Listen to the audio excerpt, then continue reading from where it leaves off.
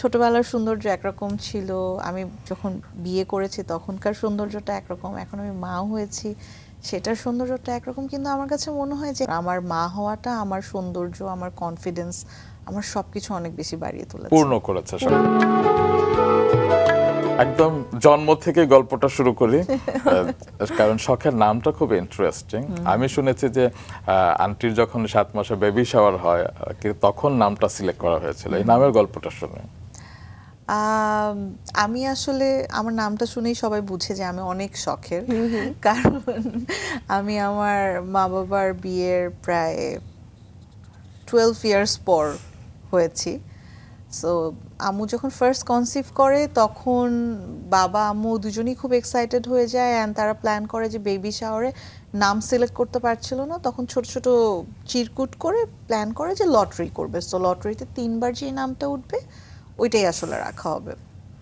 আর খুবই ইন্টারেস্টিং যে ব্যাপারটা, যে আমার আম্মুর মাথায় কেন যেন সব নামগুলো অনেক বেশি ইউনিক ইউনিক আসে। আচ্ছা, সো 3বার যেই চিরকুটটা পিক করা হয়েছিল সেটা নামই ছিল শখ। সো বাবা ডিসাইড করেছিল আমার ছেলে হোক মেয়ে হোক আমি আমার বেবির নাম আসলে শখই রাখবো। বাহ, চমৎকার। সো শখই রাখা হয়েছে। অ্যান্ড আরও ইন্টারেস্টিং ব্যাপার হচ্ছে, আমি বললাম না যে মার মাথায় আসলে সবসময় অনেক ইউনিক ইউনিক নাম আসে, আমার ছোট ভাইয়ের নামও কিন্তু অনেক ইউনিক, মানে রং। রং। হ্যাঁ, মিন্স কালার। দারুণ। তবে আমি জেনেছি যে বাড়িতে আপনাকে আদরের পুটলি নামে ডাকা হতো, এই নামে এখনো ডাকা হয়? পুতলি নামে, পুতলিটা হচ্ছে গিয়ে পুতুলি আর কি, আচ্ছা। পুতুলি থেকে আর কি পুতলি বলে। হ্যাঁ, মাঝে মাঝে ডাকা হয়। আর আমার বড় মা আমাকে সোনালু বলে ডাকতো। বাহ, সোনালু, সোনালু খুবই আদুরে নাম। খুবই আদর। দুটোই কিন্তু এখন মনে হচ্ছে একদম পুতুলের মতো পুতলি লাগছে, আবার একটু সোনালুও লাগছে আজকে। মানে আমার সবচেয়ে ভালো লাগে, কারণ শখ তো শুরু থেকেই সুন্দর, সেটা নিয়ে কোনো দ্বিধা নেই। তবে মাতৃত্ব কিন্তু শখকে আরো বেশি গ্লো করছে দিনের পর দিন। আসলে শখের কি মনে হয় সেটা?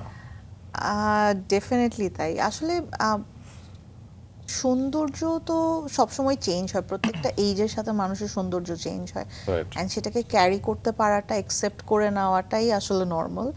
অ্যান্ড যেহেতু আমি অনেক ছোটবেলা থেকে কাজ করছি, সবাই আমাকে অনেক ছোট থেকে দেখেছে, ছোটবেলার সৌন্দর্য একরকম ছিল, আমি যখন বিয়ে করেছি তখনকার সৌন্দর্যটা একরকম, এখন আমি মাও হয়েছি সেটার সৌন্দর্যটা একরকম, কিন্তু আমার কাছে মনে হয় যে হ্যাঁ, আমি এখন আগের থেকে আরো অনেক বেশি সুন্দর। আমার মা হওয়াটা আমার সৌন্দর্য, আমার কনফিডেন্স, আমার সবকিছু অনেক বেশি বাড়িয়ে তুলেছে, পূর্ণ করেছে পূর্ণ শখকে। করেছে। এক্স্যাক্টলি।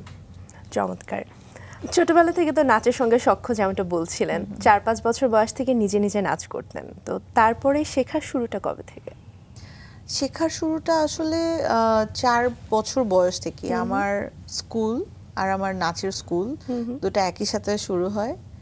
এদিকে গ্যান্ডারে কিশোলয়, গ্যান্ডারিয়া কিশলয় কচিকাচার মেলা, হ্যাঁ, ওটা ছিল আমার first dance school. And then আমি শিশু একাডেমির কোর্স কমপ্লিট করে থাকি, শিশু একাডেমির পর বাফার কোর্স কমপ্লিট করি। অ্যান্ড নাচে আমার এক্সপিরিয়েন্স অনেক বেশি, অনেক বেশি, কারণ আমি আমার সব আমি মানে আমার যারা গুরুজিরা আছে তারা সবাই অনেক বড় মাপের আর্টিস্ট আমি বলবো। আমি যেমন আমার মেন্টর হচ্ছে এমআর ওয়াসিক, আমি পেয়ার আপ করে কাজ করি সোহেল রহমানের সাথে, নাচ করছি।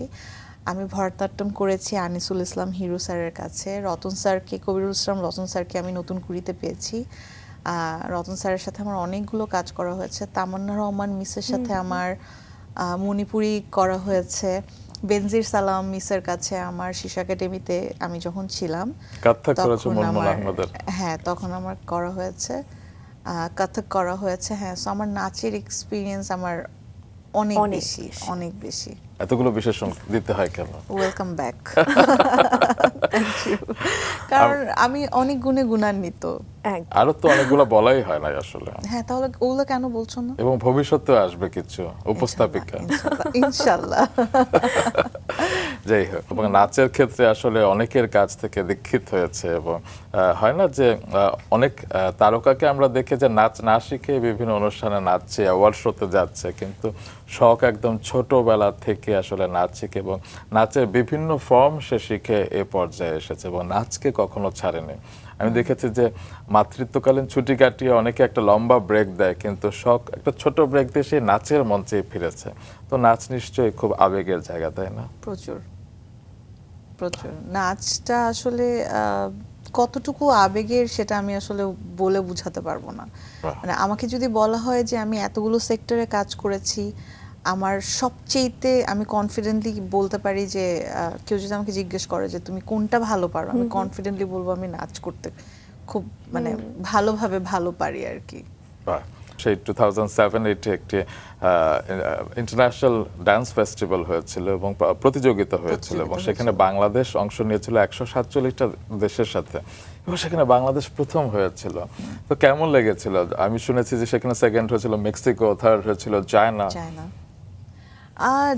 ডেফিনেটলি অনেক বেশি নার্ভাস ছিলাম আমরা সবাই, আর অনেক কম্পিটিশন আমাদের অনেক হার্ড ছিল, বাট এটা তো আমাদের বাংলাদেশ, আমাদের বাংলাদেশের কালচার এত সুন্দর। আমরা ট্রাই করেছি আমাদের ডান্সের মধ্যে দিয়ে টোটাল বাংলাদেশটাকে রিপ্রেজেন্ট করার, বাংলাদেশের কালচার, বাংলাদেশের সব কিছু ইচ অ্যান্ড এভরি, লাইক আমাদের পারফরমেন্সের টাইম ছিল হচ্ছে গিয়ে 35 মিনিটস। আচ্ছা। So 35 minutes it's one kind of একটা ডান্স ড্রামার মতোই। ওই 35 মিনিটসের মধ্যে আমাদের থিম ছিল বাংলাদেশ।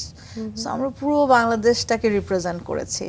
অ্যান্ড আমাদের বাংলাদেশের কালচার, বাংলাদেশকে আমার মনে হয় যে সবাই অনেক পছন্দ করে। সো আমাদের পারফরমেন্স অ্যান্ড সব কিছু এত ভালো ছিল যে এটা আসলে অনেক বড় একটা অ্যাচিভমেন্ট, যে এতগুলো দেশের সামনে আমাদের বাংলাদেশটাকে আমরা রিপ্রেজেন্ট করতে পেরেছি, আর ওখান থেকে আমরা ফার্স্ট হয়ে ব্যাক করেছি। এটা বিশাল বড় একটা অ্যাচিভমেন্ট। সবার পক্ষ থেকে, সকল বাংলাদেশিদের পক্ষ থেকে এই পুরো টিমকে আমরা অভিবাদন জানাই এবং কৃতজ্ঞতা জানাই। Thank you.